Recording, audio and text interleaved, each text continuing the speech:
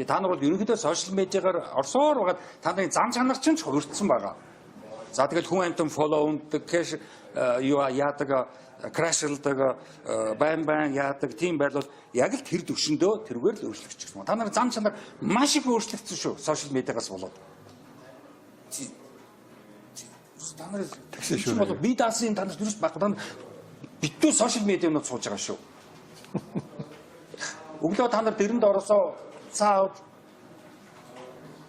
ингэж ихлээл тэгэл орой орондоо ороод гэрлээ унтраацаа байна.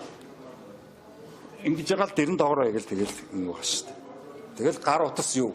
Гар утас та нарын найз, гар утас та нарын үнэнч итгэлт, гар утас та нарын аав, гар утас та нарын ээж, гар утас та нарын итгэлтэй найз, гар утас та нарын хайр дурлал, гар утас та нарын тийм үү аз жаргал бүх юм чинь гар утас орлож байгаа шүү дээ.